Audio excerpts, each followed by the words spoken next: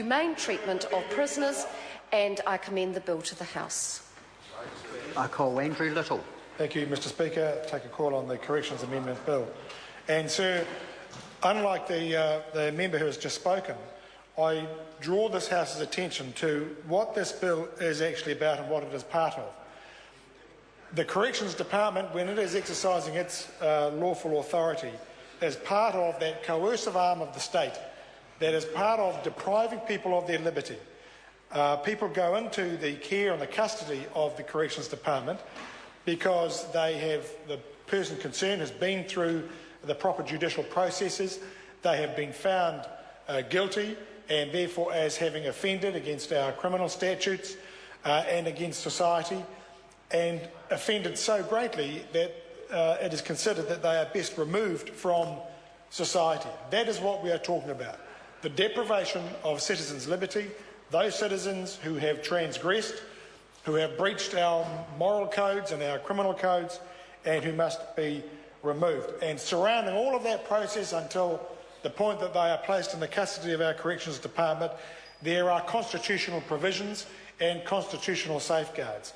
And we all understand, in our type of society and in our liberal democracy, that when the state takes the responsibility of depriving citizens of their liberty, that there will be appropriate checks and balances and safeguards and appropriate oversight, and that people will not be dealt with arbitrarily and improperly. And that remains as important while they are in custody as when they are being treated and by the police and the judicial system, that there are safeguards and that they are not treated arbitrarily. And the fact that the Labor Party and no doubt other opposition parties stand for that ideal in this Parliament puts us in distinct contrast to the government, who increasingly and more frequently rides roughshod over basic constitutional principle. And that's why we are opposed to this bill. There are some sensible provisions in this bill that make some effective tidy-ups about the administration of the prisons and the Corrections Department, but there are other aspects that are more insidious, and not the least of which is the private prison approach that this government favours. The reason why we are opposed to it is because we do not think that a private sector motive, the profit motive, should have any role to play when it comes to the incarceration and the management of those who are incarcerated. Already, when prisoners have been through, when citizens have been through the judicial process, have been sentenced and placed in the custody of our corrections and penitentiary system, they are motivated by that. They are under the care and custody of a system that is motivated by the need to protect society, to ensure that a person pays their penalty, to ensure that to the best extent possible they get access to rehabilitation or the care they need to correct their behaviour. That's what the correction system is about. And it is all motivated by the need to return a citizen to society and hopefully a better state than they were when they went into the correction system. That they have done their time, that they've paid their dues to the society that they've offended against, that the Corrections Department has done its bit to the best extent possible, and that somebody can leave the system and then be reintegrated back.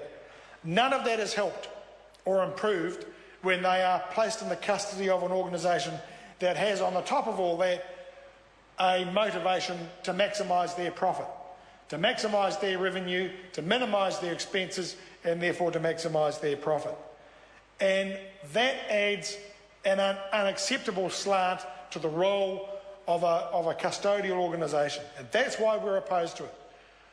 And you can see the problem when you look in this legislation in two particular aspects. First of all, the strip search provisions, and secondly, the delegation of power or delegation of authority provisions in this legislation. That defines the very problem that we are talking about. Let's look at the strip search provisions.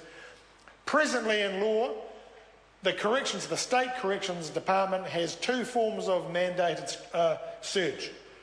One is, both are strip searches. One allows the prison authorities to search a prisoner when they've come back from release, whether it's work release or community release. They can conduct a search. The second is a search, is also a strip search. That is much more intrusive. That allows the use of mirrors and lights to examine and explore the anal and genital regions of a prisoner. This legislation takes away the less intrusive means of strip search and mandates only one form of strip search. And as my colleague Phil Goff has said, and he was there and he heard the evidence before the Select Committee, the prison staff who have to administer those strip searches are saying they fear a bigger risk of reaction, violent reaction from prisoners when faced with that form of strip search. So why would you legislate for it? It's an abandonment of the balance and the fairness that we've had, knowing that these are prisoners who are subject to the powers of a custodial institution. They've now lost that balance when it comes to the strip searching. But then look at the next aspect of it, because the clause 42 provides in the new section 199AA that the Chief Executive of the Corrections Department can delegate his powers and authorities to a contract prison, that's to say, to a private prison. And sub-clause 3 of that clause says, a contractor or an employee of a contractor who appears to act under a delegation is presumed to be acting in accordance with its terms and conditions in the absence of evidence to the contrary. And here's the kicker. Here's the kicker. Sub-clause 5. A delegation under this section does not affect the exercise of any functional power by the Chief Executive or the responsibility of the Chief Executive, that's of corrections, for the actions of any person acting under the delegation. So here we go. Under the private prison, the Chief Executive of Corrections issues a delegation of power, issues a delegation of authority. It gets exercised. It's presumed that it's being exercised in accordance with the power. And if it turns out that they're wrong, who is liable? The Chief Executive of Corrections. Not the private prison owner, but the Chief Executive of Corrections. Who does the prisoner go to for their remedy? They go to the public purse. They go to the public official, the Chief Executive of Corrections.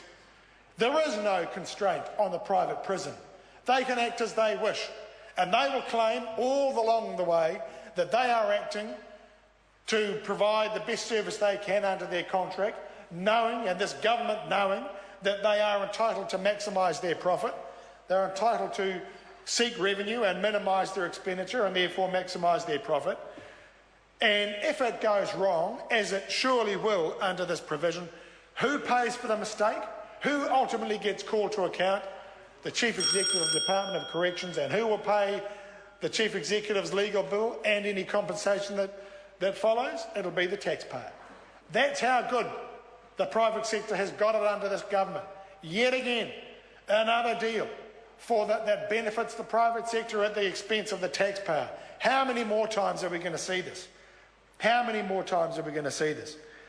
And then, sir, the next aspect, the next most insidious aspect of this is the fixing up of the problem with the no smoking policy. Declared from on high by the Minister Judith Collins, found to be unlawful at the suit of a serving prisoner, and now Parliament is being asked to fix it up. Not that members of this Parliament have had the benefit of any oversight or testing the evidence or testing the provisions by the Minister, but introduced as an SOP and brought in at the last minute to fix up the Minister's mistake. Well, sir, I go back to the point I began with, that too often and too much this government is seeking to ride roughshod over constitutional propriety, and it's not acceptable. It's bad enough that those imprisoned by our judicial system, those who have offended against our society, will be sent off to private prisons where there are no real checks and balances, where the failures of the private prison system will be visited on the taxpayer when things go wrong. But now we're being asked to ride roughshod over the protections that this Parliament ordinarily stands up against when a minister wants to do as they wish. We haven't been able to exercise a protection against that. But it is happening in this legislation, it is happening in this bill, and it isn't acceptable. And for those reasons, Mr Speaker, we will be opposing this legislation because it is bad for the prison system. It won't help the prison system, certainly won't help the prisoners, and it won't help the people of New Zealand. Sorry to interrupt the member. I call David Clendon. Thank you, Mr